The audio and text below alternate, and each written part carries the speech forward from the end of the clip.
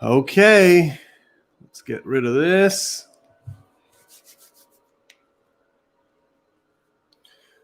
Here on good. All right, everyone. It is Saturday, July 24th, 2021. Let's get the year right. My name is Parham. Really grateful to be here for another family education and support group with everybody here. Got a new talk for today lined up for everybody. So if you're one of my returners, welcome back. It's great to have you back. If you're going to watch this later on record, thank you for spending time to do so. And if you're new watching this for the first time, my name is Parham. I have a master's degree in marriage and family therapy. I am a licensed advanced alcohol and drug counselor. I've also been clean and sober personally since June 13th of 2008. And in my day-to-day job, I'm the chief operating officer at Buckeye Recovery Network. I'm also one of the partners of that company. I've been working there for over 8 years.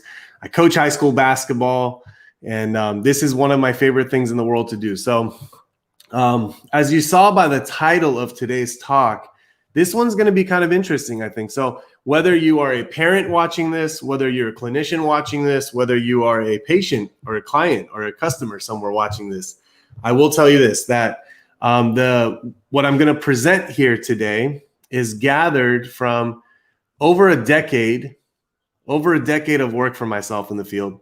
And I've done a lot of these things called biopsychosocial assessments. In these assessments, the clinician sits in front of another human being and asks them specific questions about their life, their upbringing, their environment, the experiences they've had. And each one of these is a unique journey because you share some intimate moments with another human being. Now, working in the field of mental health and addictions over these past, 10 years of, let's say, working directly with human beings, I've realized some commonalities, some themes, some events, some life stressors that tend to happen with a lot of people and have certain outcomes. So my goal of this talk is to be able to share with you what are some of these psychosocial stressors that based on the intensity of the stress the individual feels can actually contribute to, it could aggravate, it could lead to things like mental illness, it could lead to things like addiction, it could lead to things like maladaptive behaviors of coping. So all that being said, I do want you guys to know this, if you're a family member watching this, there are these 3 C's of addiction and recovery they talk about. And the first C is I didn't cause it. The second C is I can't cure it. And the third C is I can't control it. So you didn't cause it. You sure as heck won't cure it. And trust me when I tell you, you're not going to be able to control it. So you have to listen to this talk from that premise, because I'm going to say some things here that you might feel that you've known have led to your loved ones' deteriorated mental health or possibly their addiction or their maladaptive behaviors. But even though it's not a direct causation, like you doing that didn't cause this. Now, here's the thing. I don't want you to completely be off the hook, because there are certain things that we do, especially if we have other people experience trauma, neglect, abuse, all those kind of things as a byproduct of our behavior. It's safe to say that there is some influence there. It's not a direct cause, but there might be some influence there. So I'm going to go ahead and talk about a few of these events, life circumstances, situations that have popped up in various biopsychosocial stressors. And you guys can go ahead and kind of go from there. Good morning, everyone. I just saw the good mornings on the side chat. Grateful to be here. So the first one, I'm going to go through stuff with like a primary support group, which is the family unit. Now, the first thing that I've noticed in a lot of biopsychosocials is when there is a death in the family, okay? Now, when this happens at a young age, you got to look into the mind of a child. A child doesn't really understand what's happening, right? When there's a death of a mom or a dad and the child doesn't know how to respond to that, they don't even recognize the type of emotions they're experiencing, let alone what they are and how those emotions are impacting them. And also, what do children do? Children watch, right? They watch their family members. Now, if you are a parent and your parent just passed away, or if your spouse just passed away, you got to see what type of emotional response are you having? Are you getting depressed? Are you getting sad? Are you getting angry? Are you getting afraid? Are you isolating? Are you withdrawing? Now the child sees that, and how are they responding, right? So death in the family is something that is definitely something that impacts a lot of people, especially at a young age. The next one that really pops up in a lot of these biopsychosocial assessments is any type of disruption in the family. So this could be divorce, this could be separation, this could be estrangement, abandonment. And why are those important? Because look, the family unit is a system. When one part of the system is removed or changed, it impacts all the other parts. Now, some of you might be watching this saying, hey, we went through a divorce, but we did it really well. Our loved ones, we communicated really well, and we did it the best way. We co-parented well. If you did that, wonderful, good. That's what needs to happen in those moments. However, for the most part, divorces, man, when you sit down and listen to clients giving their biopsychosocial assessments, a lot of them are ugly.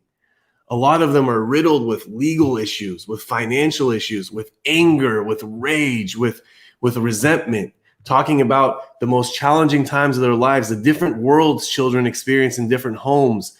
And those differences might be on a Wednesday and every other weekend, the travel to and from a parent's house and the different environments they get exposed to, the conversations they hear about. Some parents might say, hey, I never said anything bad to my child about my spouse or my loved one. However, when they're on the phone talking to their friends or their family members, they're just ripping the spouse, and the child's in the next room listening.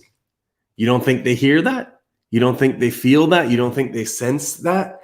So divorce is something that pops up in a lot of biopsychosocial assessments. The next one is remarriage of a parent. So parents might say, hey, you know what? I got a divorce and it was time for me to move on and move into, continue living my life. And there's nothing wrong with that, by the way. I want you to know that. Remember, you didn't cause it. You can't cure it. You can't control addiction. But what does a remarriage do for a child in that moment, right? All of a sudden, there's a new family unit. And if you haven't healed and resolved the pain or the impact of the divorce on your family unit, and you jump right into a new family, what happens to all that pain there? And now, by the way, there is another potential family. Maybe there's other children from the spouse that are now coming in, and they're doing the same thing. Maybe they haven't resolved their family issues. Maybe they're still going through the chaos of divorce and going back and forth with family. Now you put all these individuals together, and it's a lot to process for a child, right? This happens. I hear these in biopsychosocials. I'm not making this stuff up. They tell me when my mom or dad remarried, it was a really hard time, and then the new spouse might have a hard time parenting. Maybe they've never had a child of their own. Maybe they're resentful to the child. Maybe they don't treat their child like their own child. And all these dynamics get created. So the next one that I have here is parental overprotection. So it's kind of overcompensating. So when there's a lack of control going on, parents tend to overcompensate on one side, which usually manifests in control. And clients will come tell us, hey, man, my mom or dad's really controlling. My mom and dad's really protective. They won't let me be my own person. And that has nothing to do with the child, by the way. That has to do with the parents' own world, their own reality, their own internal process, thinking that by controlling something, they're going to be able to manage it better, when that's completely false. It's exactly opposite of what happens. And then there's inadequate discipline that happens. So parents say, hey, the kid says, yeah, my mom or my dad never disciplined me. And when I talk to the parents about that, what they say is, well, we just gone through this ugly divorce and I just had so much guilt. I felt like their life was going bad because of me, or, this and that. So they're operating out of a place of guilt and shame rather than a place of love and discipline. And in those cases, by the way, one of the parents tends to become like the friend. The roles tend to blur. The lines tend to blur. And in those cases, when one parent becomes the friend, the boundaries get crossed. And now there's this dual relationship. And when that happens, it's really, really difficult for stuff to happen. Hey, yeah, good morning, everyone. I'm getting a lot of highs and hellos. So we got Taylor, we got JD, we got Hossein, we got Lynn, Jim, Roxanne, Jerry, Monir. It's a full crowd in here, man. Love you guys. Thank you. We're talking about psychosocial stressors and how these events can impact the lives of human beings. And where did I get this information from? I got it from people in biopsychosocial assessments. They told me these things, so I'm not making this stuff up. And the next one that I have there is just discord with siblings and the birth of a sibling. Because remember, anytime there's a new sibling in the family, there's a new child in the family, it changes the family dynamics. So the child might have gone from being the baby to the middle child, right? Or the child might have gone from the middle to the oldest child. And what does that do? Well, it changes roles, responsibilities. It changes how people engage, interact. So those are things that I've noticed in biopsychosocials with primary support groups. So the next one I have is with social environment. This one's really big, especially when we come to this young adult age and this transition into the next phase of life. It happens in all phases of lifespan development, by the way. I want you to know that. So this one is the loss of an identity. So when we were talking about divorce, when someone gets divorced, there's a complete loss of an identity. Who am I, right? Who am I now? What am I all about? What do I even like? Do I even know myself? Now, the same thing happens with kids, for example, when they graduate high school. For the ones that don't go off into college or some type of a professional trade or something like that, there's a loss of identity that happens. Who am I? What am I going to do? For these athletes, man, these sport athletes that commit their whole entire life to play sports at the high school level, and all of a sudden they graduate and they weren't good enough, which 95% of them are not, to go play college. They don't know who they are. They don't know where they stand in life. They don't know anything about themselves. This also happens in the recovery world. So when an individual is over-identified with addictions, right, substance use addiction, when they get clean and sober, they have no identity. Who am I? What is my life about? I don't understand it, all that kind of stuff. So loss of identity. The next one is death and loss of a friend. So if you're watching this as a family member, I want you to know that a lot of your children, a lot of your young adults have witnessed firsthand, sometimes in the same room, sometimes holding in their arms, their loved ones and their friends dying. Now, this is something that typically was reserved for active duty men and women in war, right? Somewhere out in Korea or Vietnam or Iraq or somewhere, that you hold your fellow brother and fellow sister and they take their last breath in your arms, right? That's what we see. That's what some of you experience. We see that in the movies. It's like a very intense moment, a transaction between two people. Well, the war of addictions, my friends, and the war with fentanyl and opiates and that kind of stuff has led many young adults, even adolescents, to be in a room with their best friends, and all of a sudden one of them stops breathing and they're holding their friend, freaking the hell out, not know what they're going to do as their friend takes their last airs. So this is something that comes up in many biopsychosocial assessments. I've had spouses, like a boyfriend, girlfriend, saying I was holding my spouse in my arms and they died, right? This comes up often. These are some serious things that lead to things like depression and substance abuse and maladaptive behaviors. The next one here is difficulty with assimilation to different culture. So, we all know the United States is a melting pot of various different cultures and backgrounds and ethnicities. So when you come from a place like the United States and your family might be diverse, there's sometimes first generation people that are now American or second generation that are now American, and their family is holding on to previous past cultures. It could happen with Middle Easterns. It happens with Hispanics. It happens with Asian Americans. It happens with people coming in from various parts of the world for immigration. And they're coming here and the kid's having a hard time adapting to this new culture, right? Because the family's trying to hold on to the old culture. The kid's trying to go to school and be like a regular kid.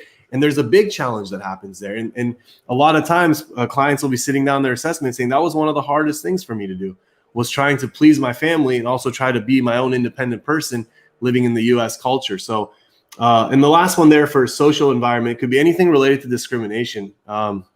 Now, discrimination isn't always what we think about, it's racism or anything like that. It could be discrimination on gender, sexual identity. It could be discrimination on somebody looking a certain way, having disabilities. It could be discrimination of someone's race, ethnicity, background.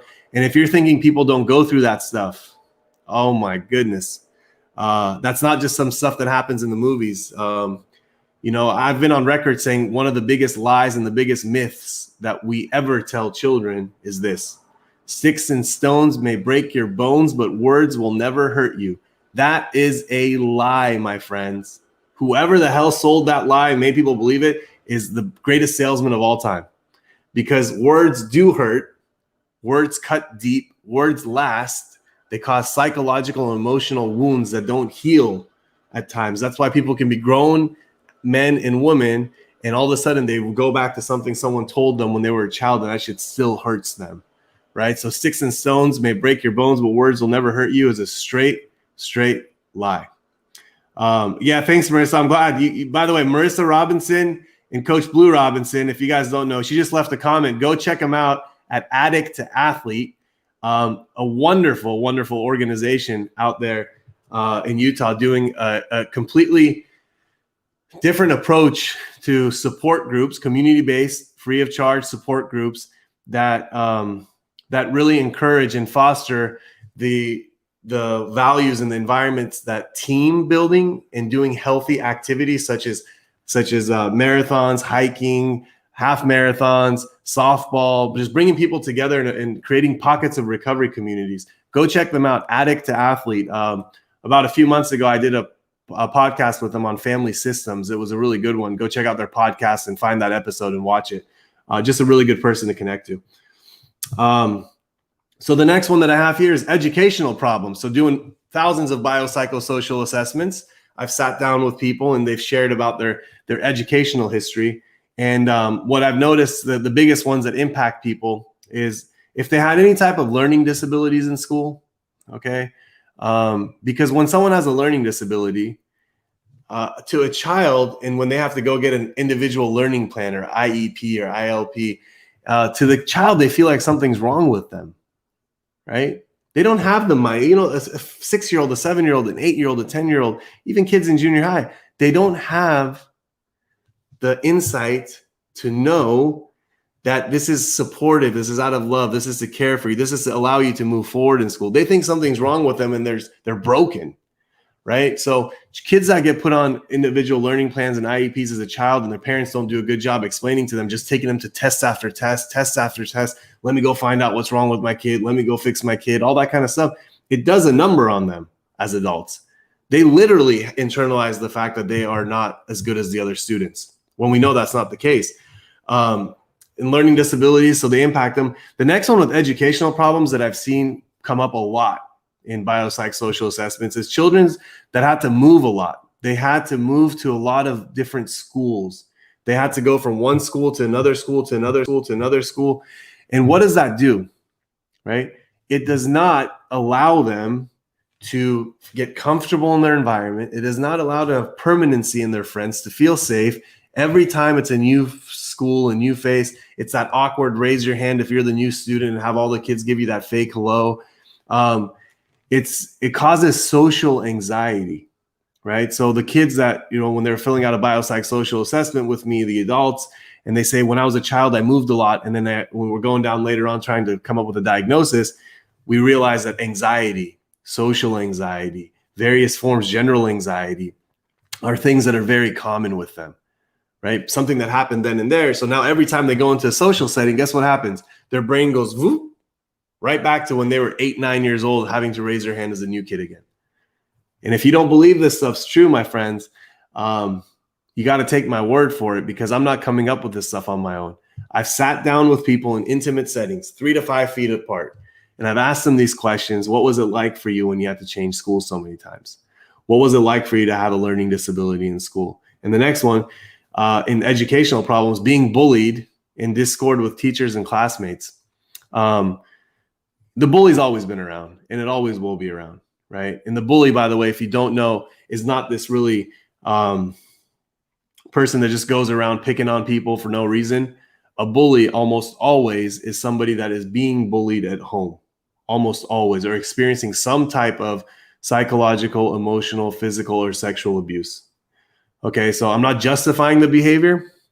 So I'm not justifying when the 10-year-old is a bully, or 12-year-old's a bully, or 15-year-old's a bully.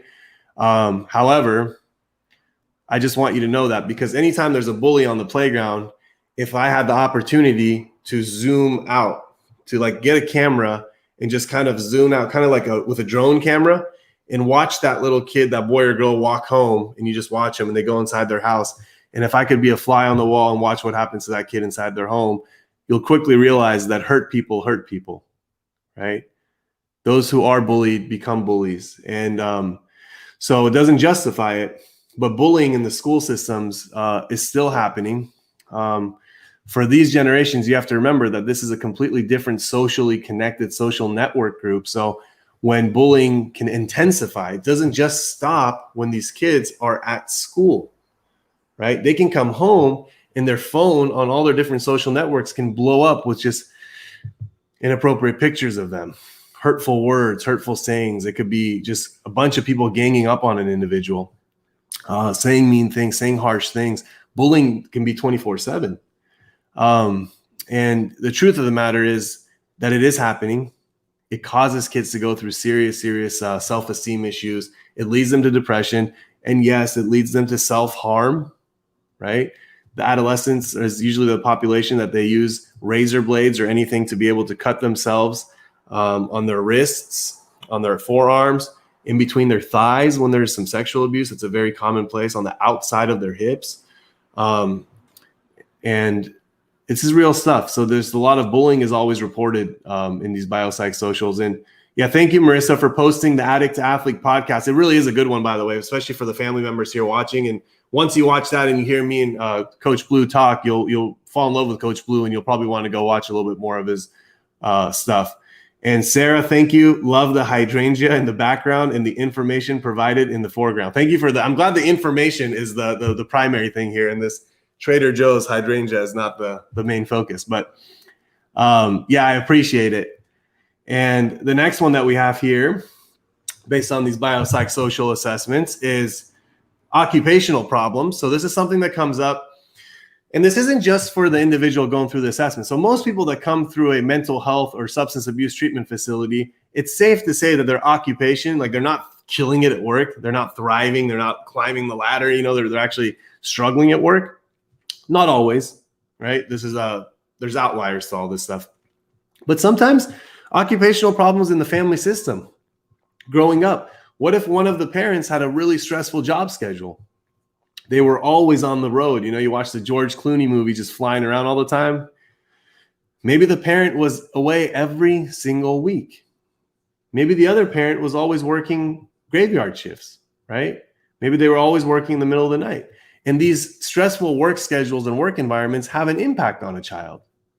And I'm not saying that that's wrong to do those things, by the way. I want you guys to know that. It's not like if you had that work schedule, you didn't cause your kid to become addicted.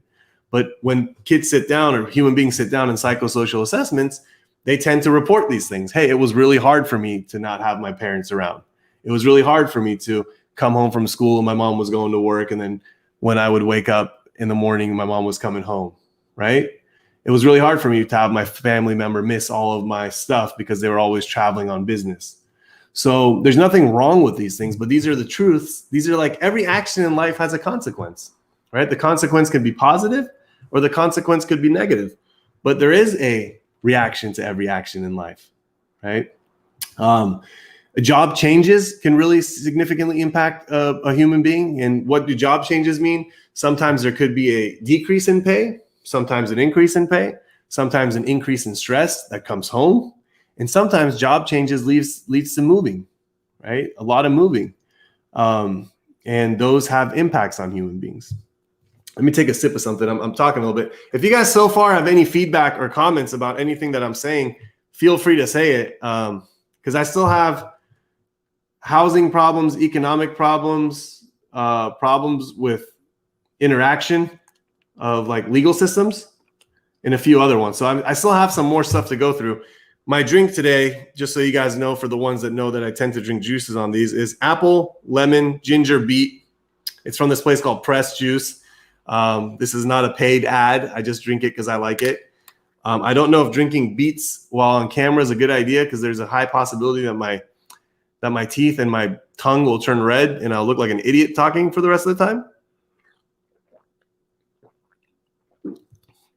But it's all how it's spicy. Yeah, this was spicy. Okay. So I'm going to keep going here since nobody's really writing anything, and that's okay. I'm prepared for this. Next week, by the way, I'm going to talk about this at the end of this. Next week, I have a special guest, and his name is Siamak.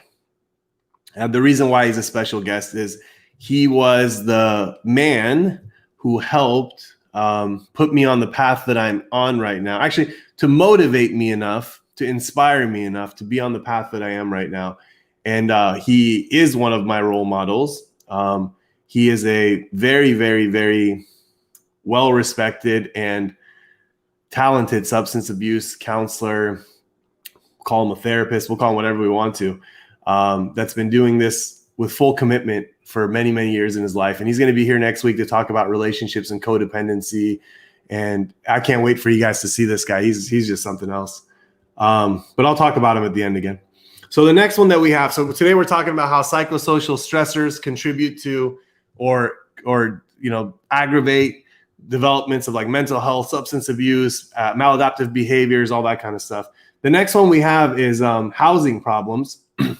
So when I'm sitting with biopsychosocials, some client might tell me, hey, when we were a child and 2008 hit, all of a sudden we lost our home.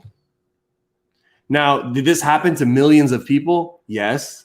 Am I saying that a 2008 financial crisis and losing a home causes addiction? No. But I'm saying when people lose their homes, there is an impact that happens to them. Because the child might not know that much of a difference, but they watch the parents freaking out, so it scares the heck out of them. Maybe they went from a larger home to a smaller home, which has some ramifications. Maybe they were sleeping at family members' houses for a while, right? And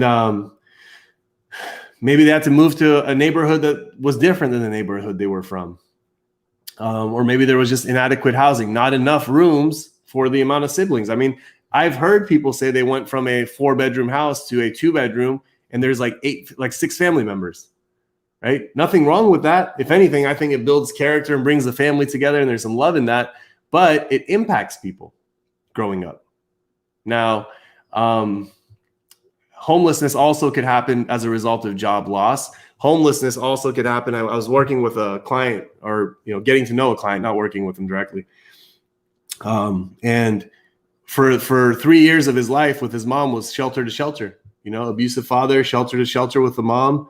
And does that mean that that caused the kid to become addicted or have problems with their mental health? I don't know. I'm not going to say it was the main cause for it, but you best believe that impacts the human being, right? And the mom was doing the best she could, keeping the kid safe, putting the kid in a safe opportunity to be able to sleep at night without worrying about safety and all that kind of stuff. But it impacts people. So the next one that comes up in these biopsychosocial assessments is economic problems. So it's different than housing problems. Economic problems could be inadequate finances. So there are certain clients that come through, let's just say Buckeye Recovery Network. And from the time they're there, they are hyper-focused about not having enough money, needing to work, needing to have money to pay the bills. I mean, these are people that are coming in with serious substance use disorder, severe diagnoses, to the point that just not too long ago, they were putting, needles in their arms and their veins were collapsed. And they were using their neck or using their feet or, other areas to inject. These are people that had been in hospitals for overdoses. And as soon as they get into treatment, the first thing they're doing is like, hey, I need to get some money. I need to work. I need to do all this stuff. And it's not to buy drugs, by the way. You want to know why they freak out so much? Because in their mind, they're programmed at a time in their life when their family potentially may or may not have been going through some financial stress. The way the mom and dad manifested it was they were always freaked out about money. Like if they said they want something, we don't have money. We don't have money for that. We don't have money for that. We don't have money for that. We don't have money for that. And that programs somebody. And guess what? It's not even that parent's fault. If you look in their life, I promise you there was a similar pattern. And this doesn't just happen with people that have money, like don't have money. Sometimes people have money and they still say they don't have money. It's a psychological thing that happens. They're always stressed about it, always worried about it. So economic problems with inadequate finances is huge. Sometimes you can't control how much money you make, but you can control how much money you spend, right? Because there's people that spend, and then they complain about finances. I know that's something that I had to work on, evolve from, progress on personally in sobriety, because we have control over what we spend. We just don't have control over what we make sometimes. Extreme poverty, kids that came up with extreme poverty. Extreme poverty is things like food insecurity, my friends. There are millions of children in this country, and I don't even want to get into the numbers about the world of human beings that are going through food insecurity. What food insecurity means is you do not know when you will have your next meal.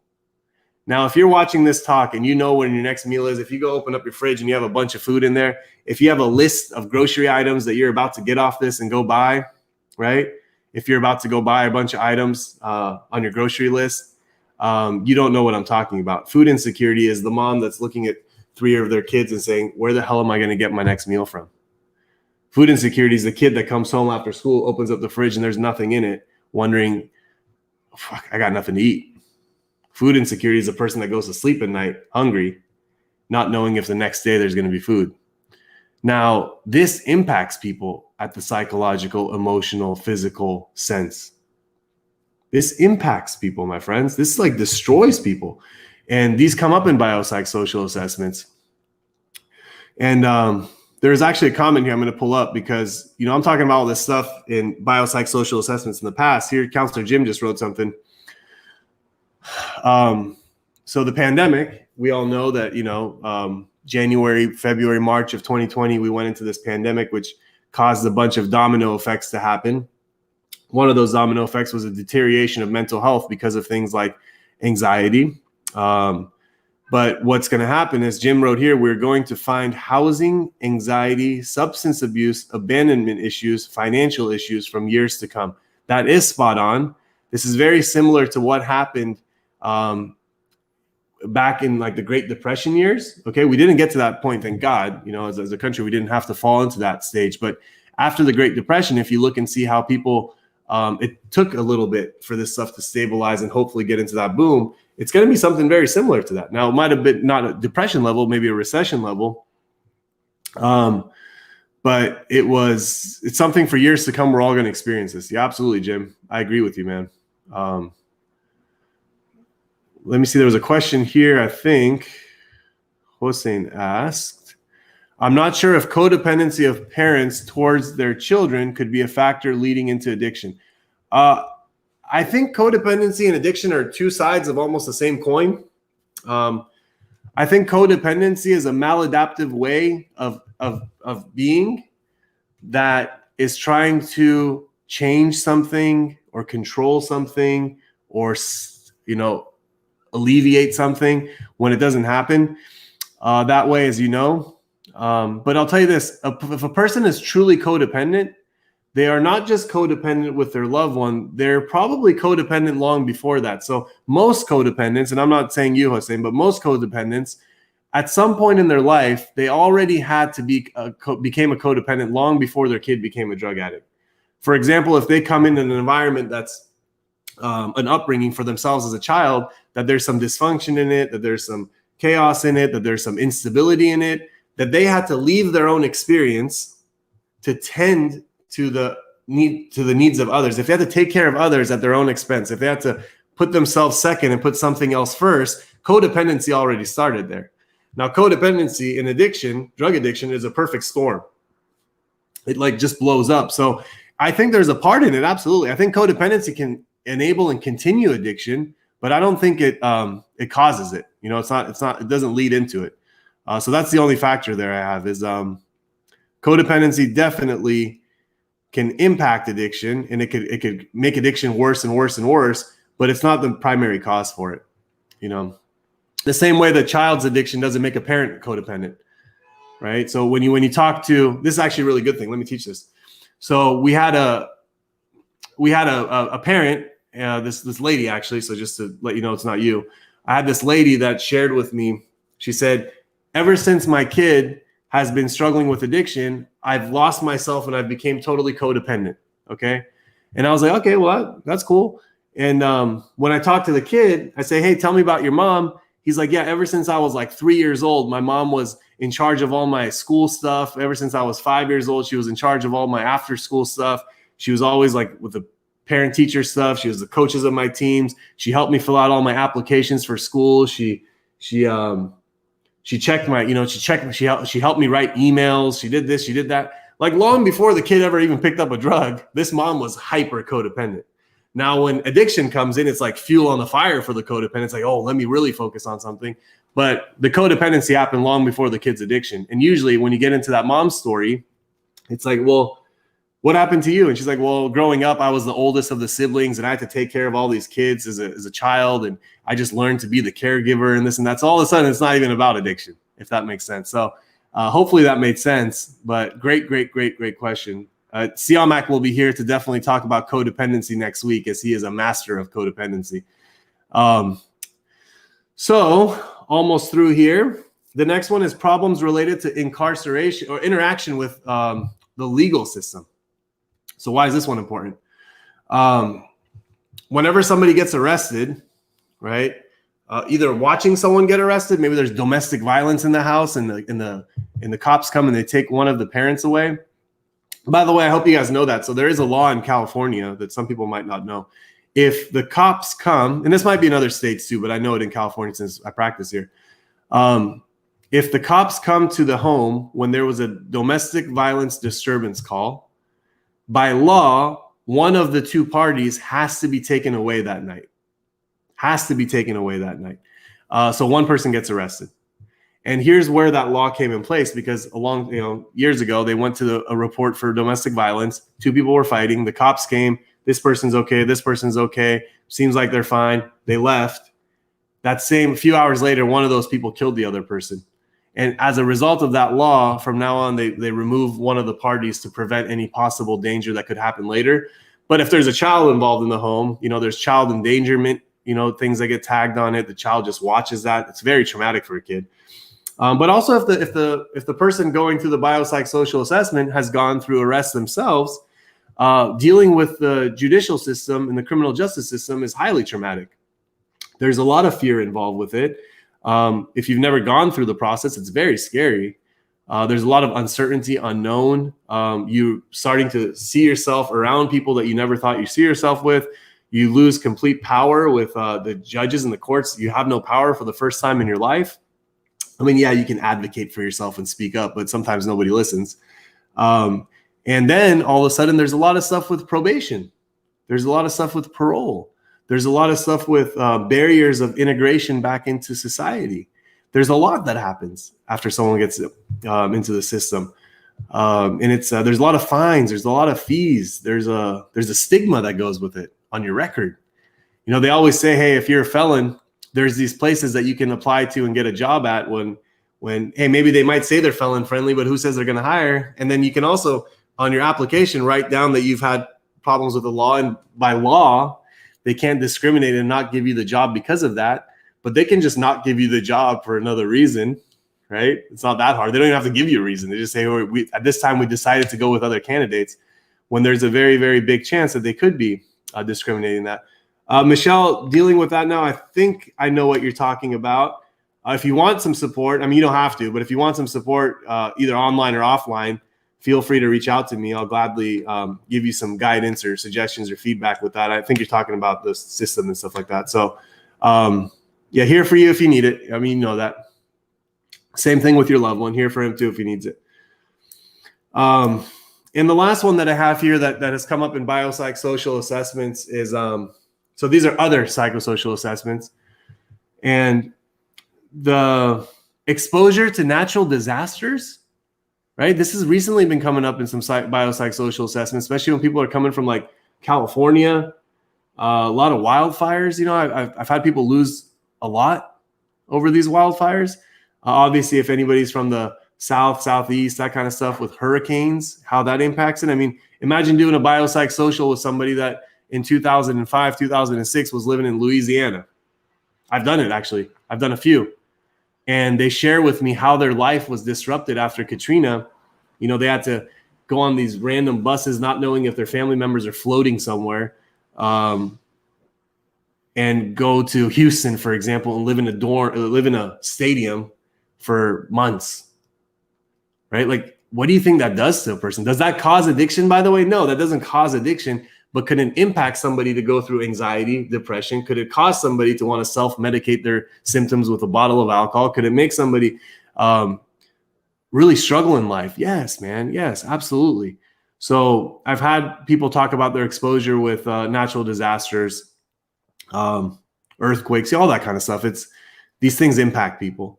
The other one is war and hostilities.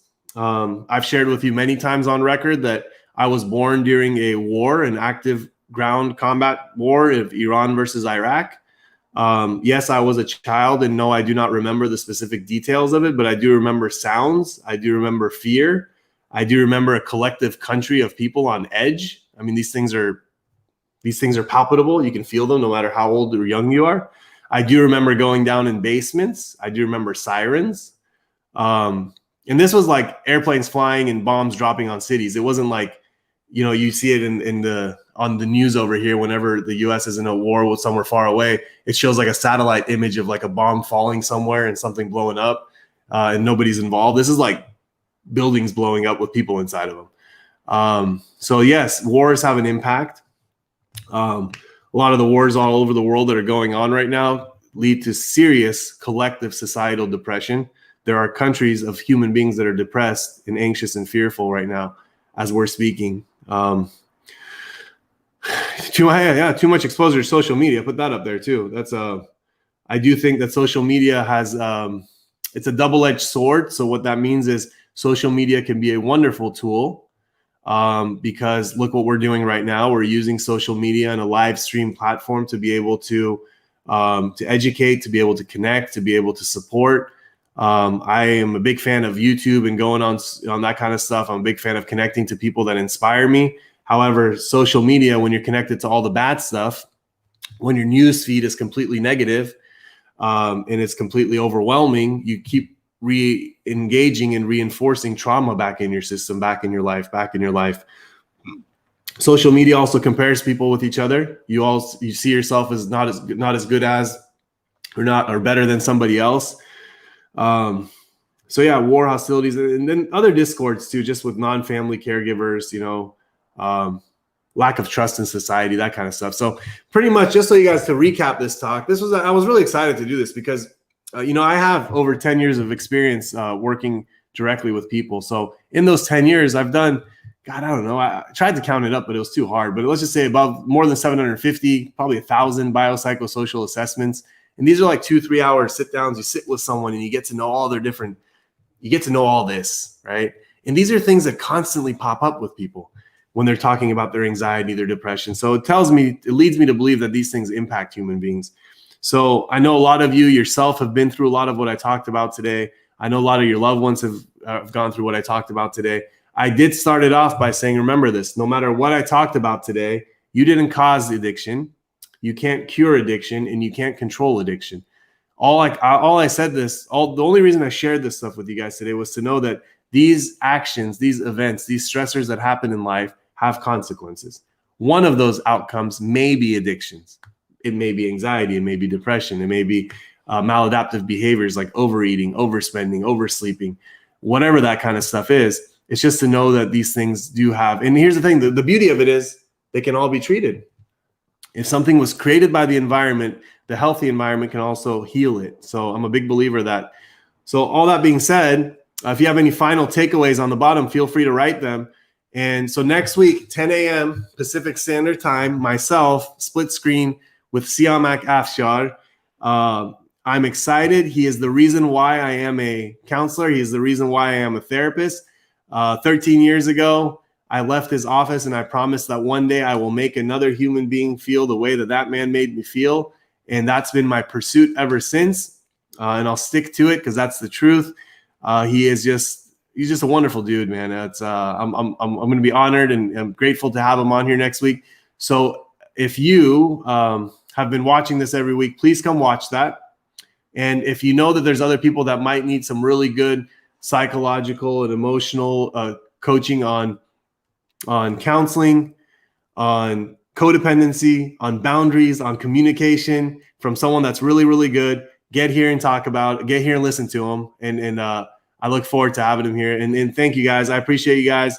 Very welcome. I will see you back here, same time, same place, the same way we've been doing it consecutively for the past year and a half. And I will see you guys then. All right, everyone. Bye-bye. Take care.